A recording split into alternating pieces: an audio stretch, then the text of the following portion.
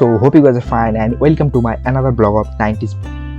Oh finally 2 বছর প্রায় almost 2 বছর পর এই ব্লগের ইন্ট্রোটা দিয়ে মনের মধ্যে যে ফ্যাকশন ব্যাপারটা মানে তোমাদের বোঝাতে পারবো না, এবার কী যে বলবো বুঝতে পারছি না। যাই হোক, ব্লগটাকে স্টার্ট করা যাক। হয়তো ব্লগটা অনেক লেন্দি হবে, কারণ লাস্ট 2 বছর কীভাবে কি কাটিয়েছি, মানে অনেকটাই আপস অ্যান্ড ডাউনের মধ্যে চলে গেছিলাম।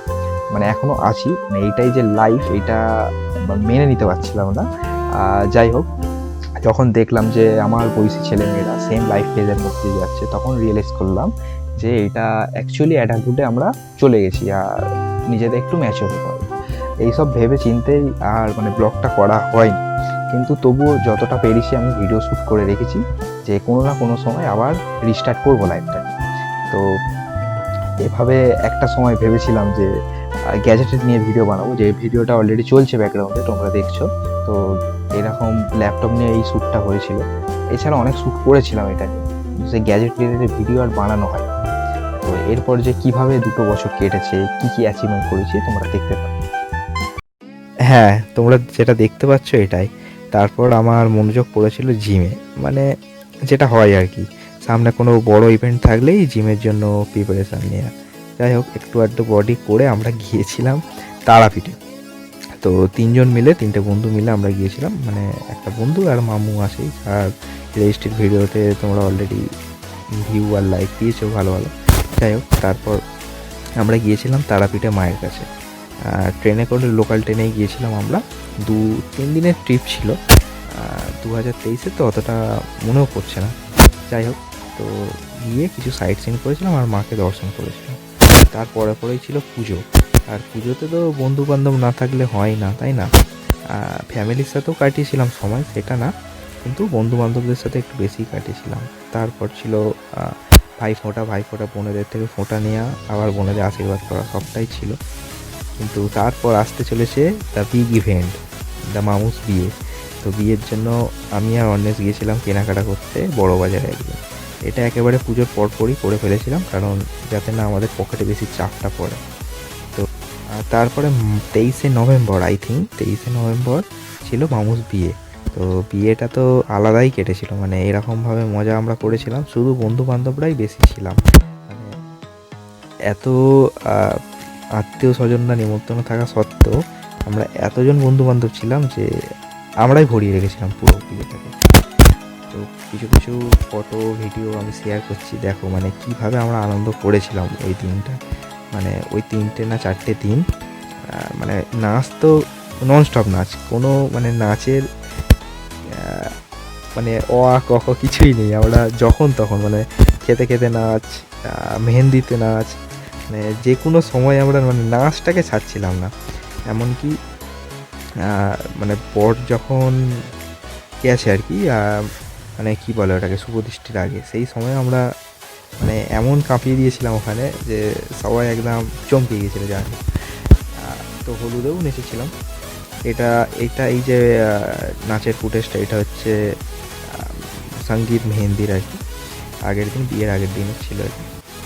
আগের দিনও আমরা দেখো, মানে যেহেতু কপিরাইট করবে গানগুলো দিচ্ছি না, মিউট করা আছে, অন্য মিউজিক ওই জন্য দিয়ে রেখেছি।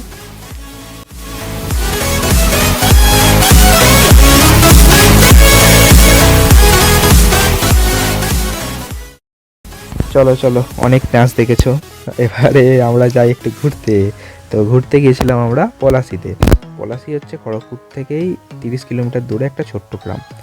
আসলে পলাশি যাওয়ার আমাদের মেন মোটিভটা ছিল, আমরা এত বিজি শিডিউলের মধ্যে চলে গেছিলাম যে মাইন্ডটাকে একটু ফ্রেশ করতেই হতো।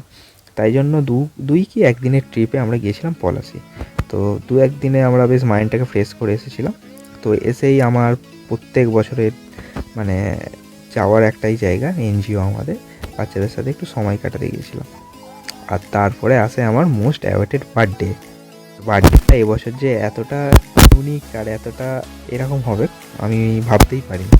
কারণ মানে এতটা স্ট্রেসফুল লাইফ মানে একটা স্টার্ট হয়েছিল, মানে ওই যে ম্যাচুরিটি অ্যান্ড অ্যাডাল্ট ফেজের প্রথম, মানে অ্যাকচুয়ালি প্রথম স্টেপটা শুরু হয়েছিল। তাই মানে অনেকটা চিন্তাভাবনার মধ্যেই ছিলাম কিন্তু বন্ধু বান্ধবরা এতটা সারপ্রাইজ দেবে আমি ভাবতেই পারিনি। ওই দিন মানে 17 তারিখ রাতে, মানে 18 তারিখ হওয়ার পরে আর কি, 12টার সময়, ডট 12টায় ওরা চলে এসেছিলো আমাকে সারপ্রাইজ দিতে আমাদের সামনে, বাড়ির সামনে একটা মাঠে। তো পরের দিন আর কিছু বলার নেই, প্রতিবেশীরা আমাকে গালিটা শুধু দেয়নি, বাদবাকি সবাই বলেছিল যে রাত 12টার সময় চেল্লাম এলি। যাই হোক, সেসব সাইডেই রাখলাম। তো পেয়েছিলাম স্পেশাল মানুষের থেকে একটা ফজিলসের ওয়াচ। তো সেসব একটা ভিডিও আসছে ডেডিকেটেড, সেসব তোমরা শুধু সাথে থেকো আমার, আমি একটা ভালো ভিডিও বানানোর চেষ্টা করব। যাই হোক, তারপরে ওরা বেশ মজা করেছিল আমার সাথে ওই দিন। আর ট্রিট না দিলে চলে, তাই জন্য ওই দিন রাত্রিবেলায় এই সামনে এক জায়গায় ট্রিট নিতে গেছিলাম। আর পরের দিন একেবারে সকাল সকাল গিয়েছিলাম বিগ বস রেস্টুরেন্টে। প্রায় 9-10 জনের মতো ছিলাম আমরা। আর সকাল সকালে চলে গেছিলাম আর ফিরেছিলাম প্রায় তখন 5টা সাড়ে 5টা বাজে। সে ফিরতে আর এক কাণ্ড হয়েছিল। যাই হোক, তারপরে আমার কলিগের একটা বিয়ে ছিল। তো আমি, সায়ন আর এটা হচ্ছে কল্পতরুদা, এটা আমার কলিগ আর কি, গিয়েছিলাম কল্পতরুদার বিয়েতে, যেটা নিউ টাউন বিশ্ববাংলা গেটের সামনেই রবীন্দ্র তীর্থ বলে জায়গাটাই হয়েছিল। তারপরে এই ফটোগুলো যেগুলো দেখছো কিছু বন্ধুদের সাথে কাটানো ফটো। তমাল আছে, সৌভিক আছে, রূপম, তমাল যে বাইরে থাকে। তারপরে এইগুলো হচ্ছে এই বছর মানে 2024-এর, মানে এই বছর বলা যাবে না, আগের বছর আর কি, প্রিভিয়াস ইয়ারে এগুলো পুজোর ছবি। আর এইটা তারপর হচ্ছে মানে ভাইফোঁটার ছবি। আর তারপরে ছিল আরেকটা বড় ইভেন্ট, যেটা আমার মাসির ছেলে মানে আমার দাদা ভাইয়ের বিয়ে।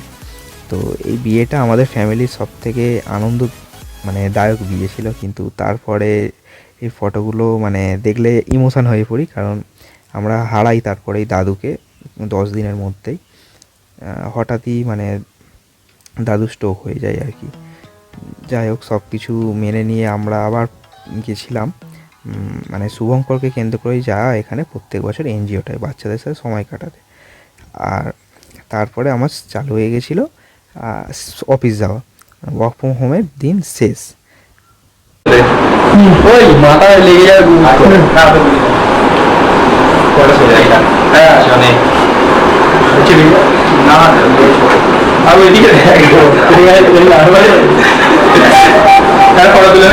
একজন কি এরকম রাখতে হবে তবে দেখে।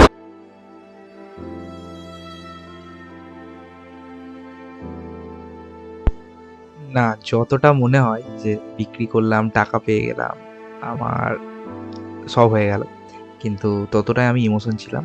কারণ এটা আমার ক্লাস 11-12-এর সময় একটা স্বপ্ন ছিল, এখনও একটা স্বপ্ন আমার ভালো ক্যামেরা হবে, কিন্তু অনেক কারণেই মানে অনেক কিছু করতে হয়, তাই জন্য আমি ওটাকে সেল করেছিলাম ছেলেটিকে। আর ছেলেটি যথেষ্ট পরিমাণে ওর দামটাও দিয়েছিল।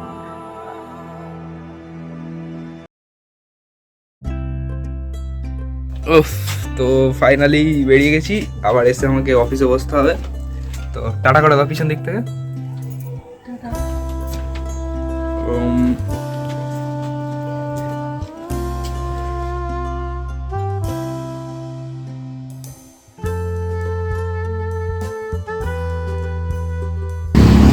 ফাইনালি এসে গেছি শোরুমের সামনে।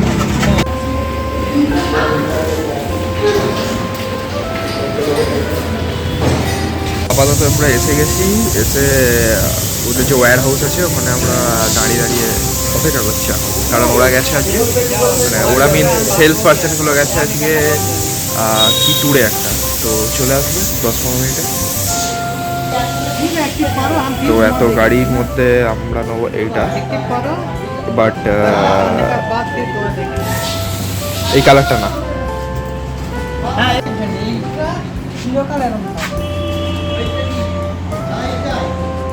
ডবল স্ট্যান্ড করা আছে কি দেখো একবার, দেখো না, দেখবে তো। এই যে এই গাড়িটা আর নেই, মাকে দেখাচ্ছি, ব্লক করছি বলে মাকে দেখাচ্ছি, তোমরা একটু সরে যাও। হ্যাঁ, কোনটা এটা? একটাই আছে ওই গাড়ি, যেটা আমরা নেবো একটাই আছে, দেখো পুরো এতে।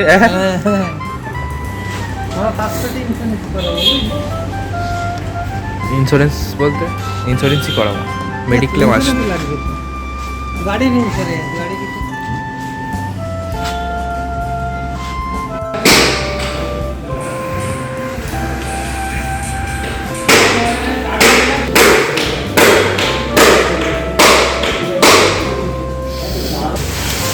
তো আমরা এখন ওয়েট করছি, আর শোরুমের ভেতরে কাজ চলছে, তোমরা দেখতে পাচ্ছ রং করছে। আচ্ছা একদম, নাও তুমি স্টার্ট করো, চালিয়ে কিছু বলতে হবে না, তুমি স্টার্ট করো না, ওটা হাতে দাও।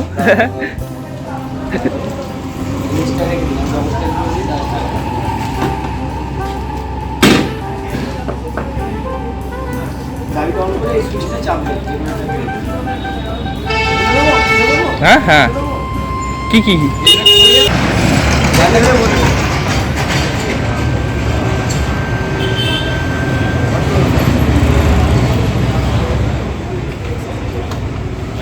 আরেকবার দিন, আরেকবার চাবিটা দিন। না, সামনে চাকাটা বাদ গেছে। আরেকবার দিন, আরেকবার দিন চাবিটা, চাবিটা। হ্যাঁ,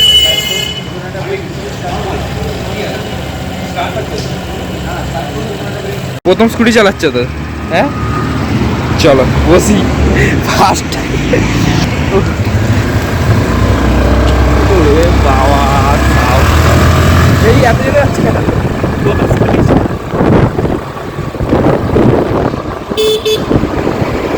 ব্যাক টু হোম।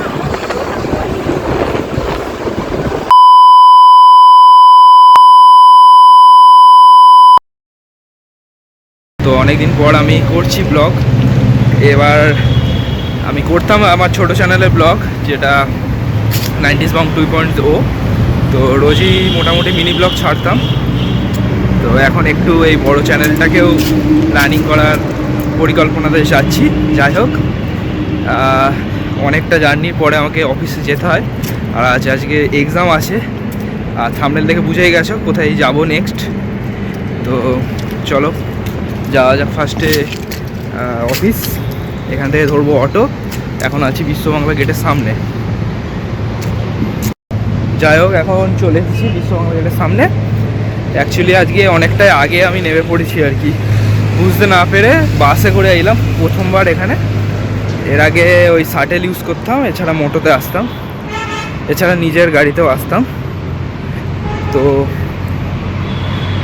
দেখি এখন অটোর লাইনটা দিতে হবে। যাই হোক, পুরো রাস্তা শুনশান এখন, আমাকে লোকজন দেখছে চারিদিক থেকে। A few moments later. এর মধ্যে আর আমার আপাতত যে কাজটা ছিল সেটা ডান। এখন আমি বেরিয়ে যাচ্ছি, ধরবো এখন মেট্রো, মানে যাবো এখন সেক্টর 5, তারপর ওখান থেকে ট্রেন ধরে যাব টালিগঞ্জ, সেখান থেকে মিট করবো, তারপরে যাব সাউথ সিটি। যাই হোক, আবার ট্রাভেল জার্নি শুরু হবে এক্ষুনি। যাই হোক, এখন আমি বালিগঞ্জে নেমে গেছি, আর যাচ্ছি আমি একটু খেতে, কারণ খুব খিদে পেয়েছে। আর আগে যে দোকানে যেতাম সেই দোকানেই যাচ্ছি, মানে যেই রেস্টুরেন্টে যাচ্ছি আর কি, সেটা হচ্ছে সামনেই। তো ফোনটা কেনা হয়নি, কিন্তু ফোনের কভার অলরেডি কেনা হয়ে গেছে। তো একসাথে 5-6টা কভার কিনে ফেলেছি আমি, আর এখনও খাওয়াটা হয়নি, খেতে যাবো। এসে গেছি এই বালিগঞ্জের পাশেই একদম একটা রেস্টুরেন্ট, এখানেই খাই, ছোটোখাটো হলেও মানে বেশ অ্যাস্থেটিক টাইপ আছে, বাওম্যান।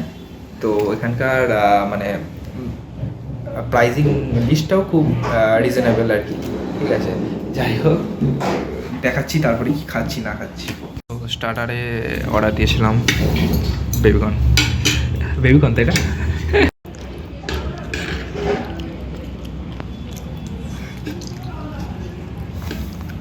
অলরেডি একটা ফোন, আইফোন হাতে পেয়ে গেছি, বাট এই যে আমার এই ফোনটাকে ছাড়তে একদম ইচ্ছা করছে না। মানে এই ফোনটা এত মেমোরি জড়িয়ে আছে, কিছু বলার নেই। মানে এই ফোনটা আমি সবসময় কাছে রাখবো। এই ফোনটা একেবারে আমার ইঞ্জিনিয়ারিং পাস থেকে চাকরি পাওয়া থেকে সব ডকুমেন্টেতে আছে। তো ওই আর কি, একটা ইমোশনাল ফোন আমার।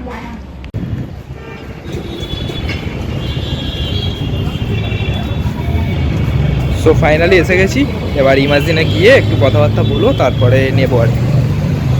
আইফোন কিনতে আমরা লাইন দিয়েছি, এখন লাইন আছে মোটামুটি।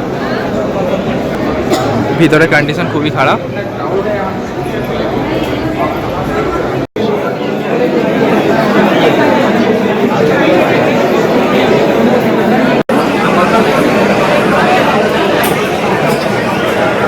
এত ভিড়ের মধ্যে অ্যাকচুয়ালি নিতেই আমার ইচ্ছা করছে না, কিন্তু আবার নিতে ইচ্ছা করছে, তাই জন্য নিয়ে নিচ্ছি। সো ডাউনফল আর ডাউনফল, তো এটা তো হতেই থাকে জীবনে, ওঠা নামা না হলে জীবন বলা যায় কি। তো নিজেকে একটুখানি খুশি রাখার জন্য তো কিছু না কিছু তো সব মানুষই করতে থাকে। তো আমিও আর কি নিজেকে কিছু মুহূর্তের জন্য খুশি রাখার জন্য আমার একটা স্বপ্ন পূরণ করলাম, যেটা আইফোন 16 প্রো। তো আমার প্রথম থেকেই ইচ্ছা ছিল যে যেটা করব নিজে থেকে করব, কিন্তু এতে আমার বাপিও একটু হেল্প করেছে, আর একটু না ম্যাক্সিমামটাই আর কি। যাই হোক, আর একটা আমার কাছে মানে কেন ছিল যে আমি যদি কোনো জিনিস মানে আইফোন কিনি তো 3টে ক্যামেরাওয়ালাই কিনি। তো আমি একদম দেখতেই পাচ্ছ খুব খুশি ওই সময়টা, আর চশমা পরে সোয়াগ দেখাচ্ছি, আর দুটো কার্ড মিলে মানে আমাকে পেমেন্ট করতে হয়েছিল, কারণ একটা ব্যাংকে যেহেতু আমার ব্যালেন্স ছিল না। সো তারপরে মানে খুবই মানে এক্সাইটেড হয়ে আর কি, দাদা আমাকে খুবই হেল্প করেছে ওই দিন। তো বিলিং কাউন্টারে গিয়ে ফোনটাকে মানে ডেলিভার হ্যান্ড ওভার নিলাম। তো মানে খুবই এক্সাইটেড, কি আর বলবো, মানে বলার ভাষা অবধি নেই। তো আপাতত হাতে নিয়ে আমি আনবক্সিংটা করব, তো তোমরা সাথে থেকো এইভাবে যেভাবে ছিলে লাস্ট কয়েকটা দিন। আনবক্সিং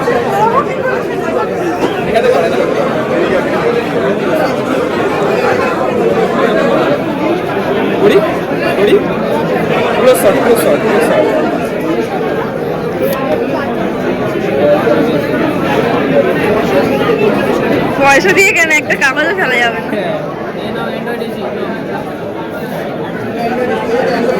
ইউটিউব থেকে আমি শিখেছি আনবক্সিং। আচ্ছা, এখানে দেখো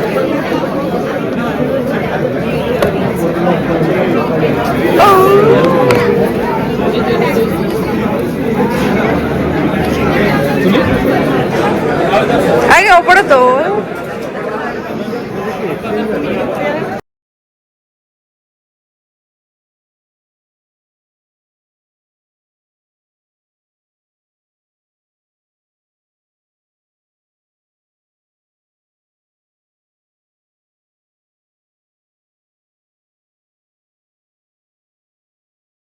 দেখি, দেখাবি তোরে back back. Terima paisa, tasanga, paisa, masanga, yeah.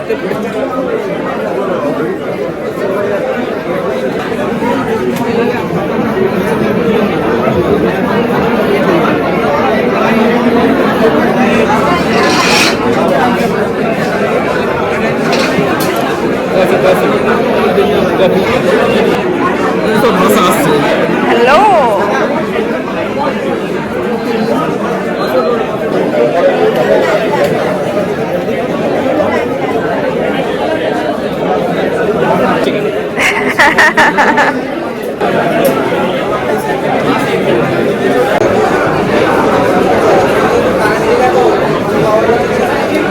Next target এটা, এতদিন ধরে আইফোন কেটে কেটে অ্যাট লাস্ট নিলাম, এরপরে এটা নিতেই হবে, চক এইভাবে খাটতে হবে, চক।